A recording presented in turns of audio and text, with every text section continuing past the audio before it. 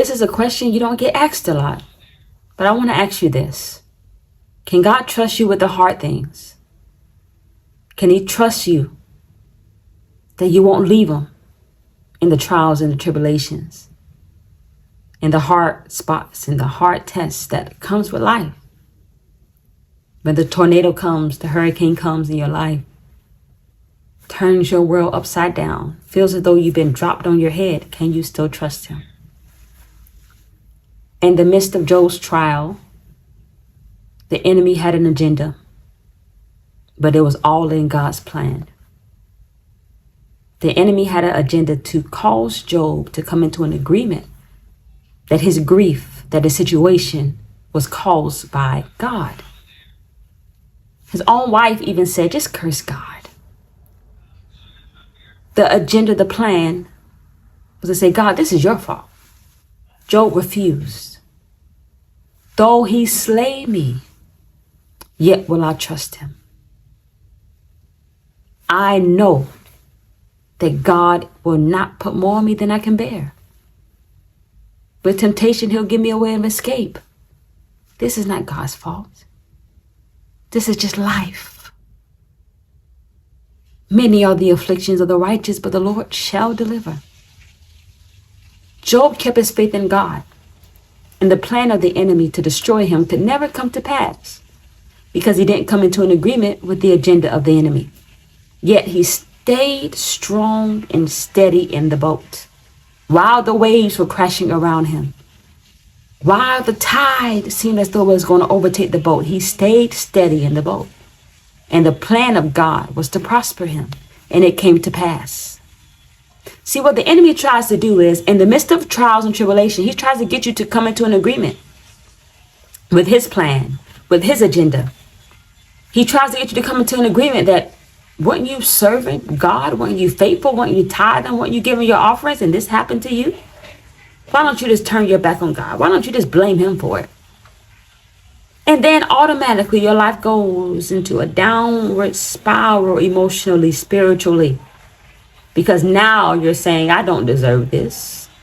I'm a child of God. Why do I got to go through this? And you cause unbelief, doubt to rest into your heart. And you can't test God. You may go through a test, but you can't test him.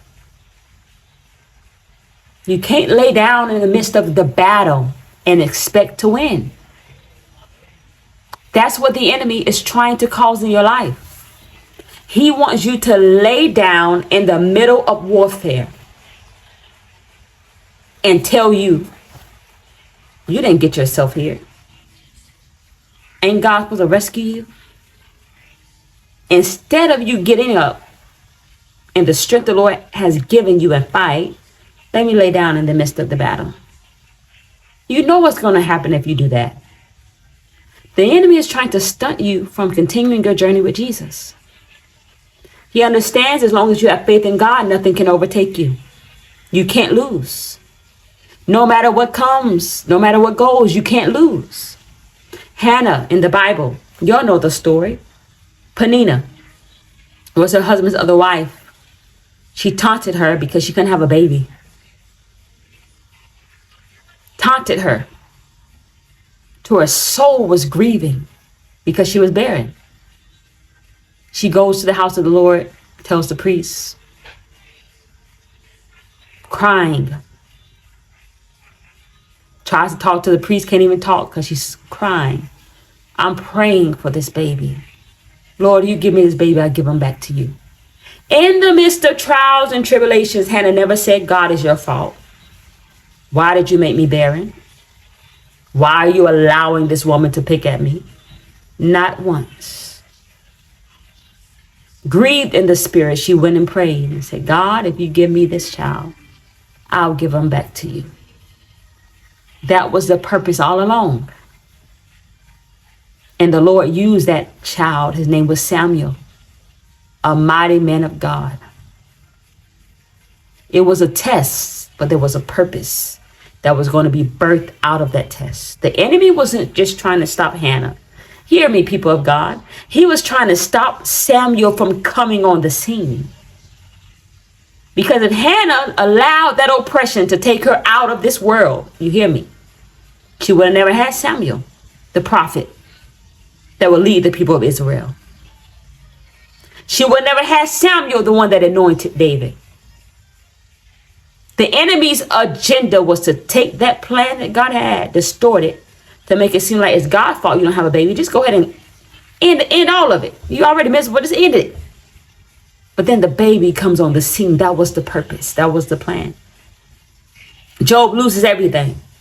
The enemy tries to get him to curse God. No, he says, no. It's not God's fault. It was a purpose in the pain. Oftentimes we don't see the purpose in the pain. Can God trust you with the hard things?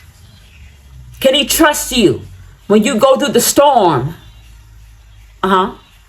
That you won't just jump out of the ship and try to swim to dry land. But you'll say, God, even if I don't see peace in this storm, I know you are there. Let me sleep in the midst of this trial.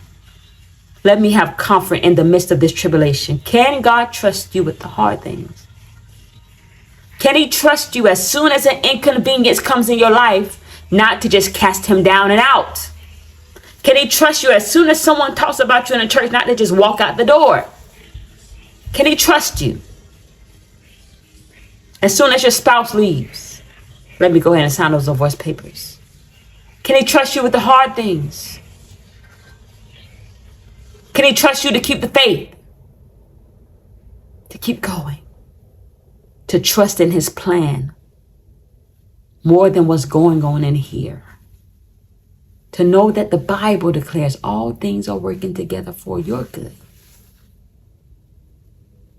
It's working for your good. Can you hold on to his word even when it feels unreachable? But you don't have to reach it because it's in your heart. Can you be trusted by God to weather the storm, to not throw in the towel, to not give up, not surrender, but to trust him in the hard things? Ask yourself that. Can he trust you with the hard things? If you believe he can, say, I'm in agreement. Write that in the comments. Say, God can trust me.